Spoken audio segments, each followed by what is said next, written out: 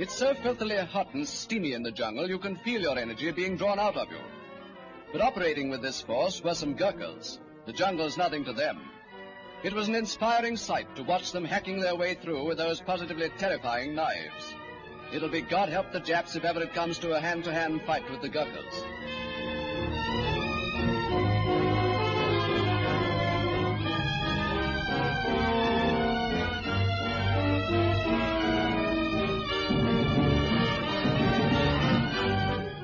There were no enemy troops in the jungle, but I soon heard something overhead that I didn't like.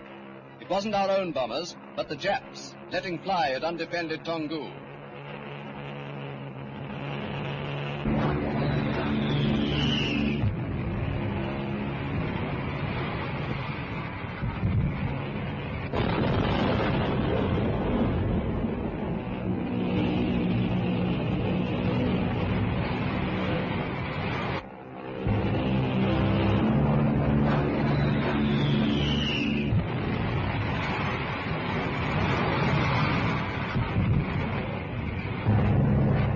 Toungoo was in the grip of the flames and nothing could save it.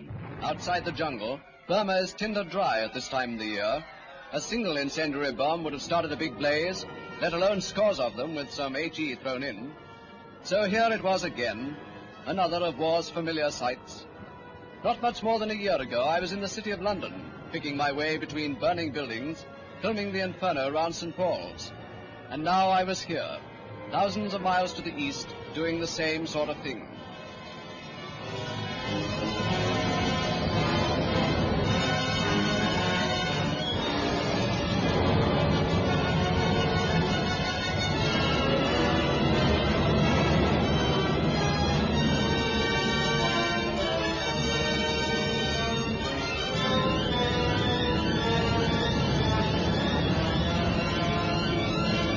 Daylight revealed utter devastation.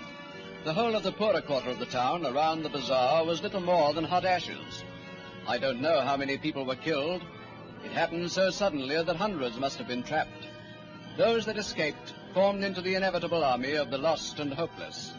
I haven't seen anything quite so hopeless since I drove past those unforgettable refugees in the Battle of France. God pity them, man won't.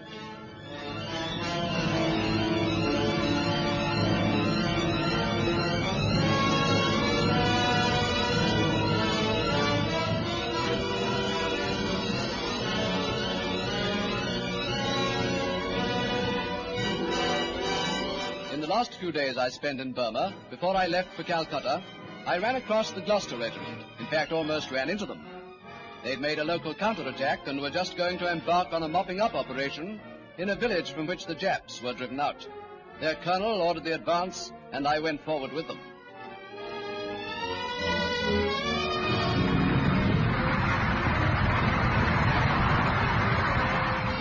One of the men in the Bran carrier was a Russian, Viktor Filatov. I hadn't time to ask him how he came to be fighting in the British Army. His party had an Italian Breda gun, by the way. Arthur Toghill of Bristol and his pal Jack Godwin of Cirencester told me the Breda was one of hundreds captured in Libya. They were very useful. They had mortars, too, mounted on lorries. Lieutenant Christensen picked out some retreating Japs.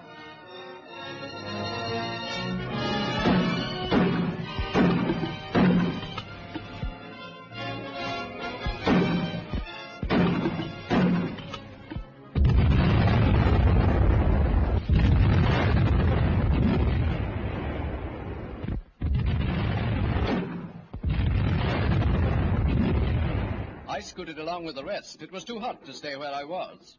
Across the track, into the village itself, the Gloucesters very cautiously went forward, making a house-to-house search, up to all the tricks practiced by an enemy as cunning as a cage of monkeys. Now and again they took a pot at the Japs, dashing from one cover to another.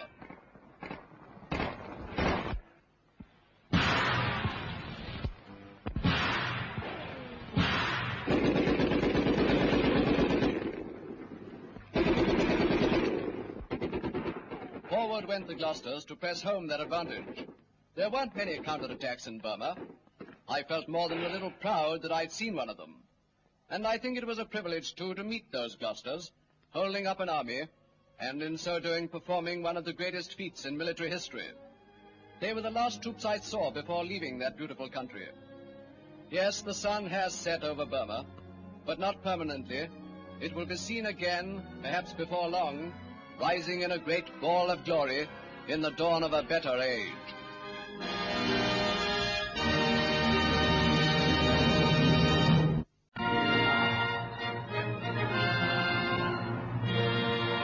We aren't talking about strategic withdrawals anymore in Burma or anywhere else.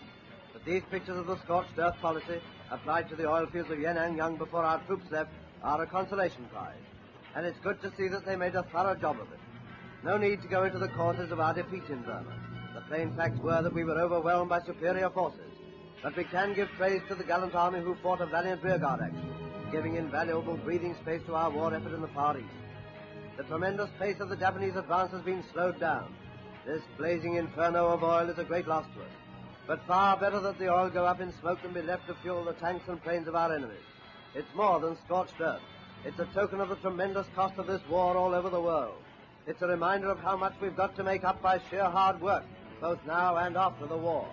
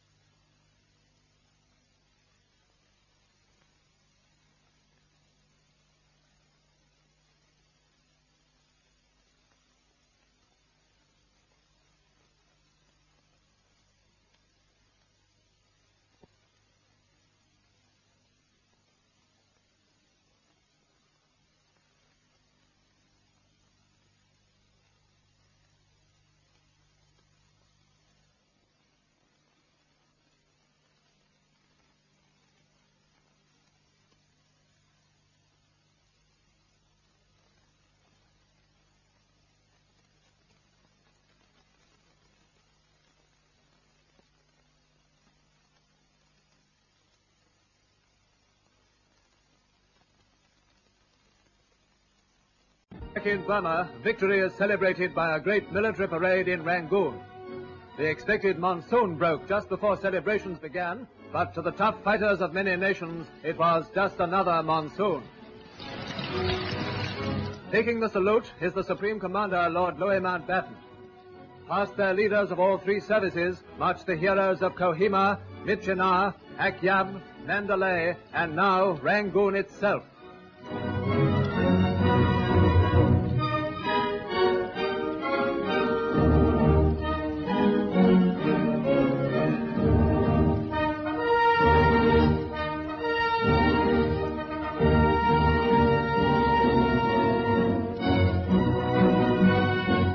road back in Burma has been long and terrible, and many have fallen by the way.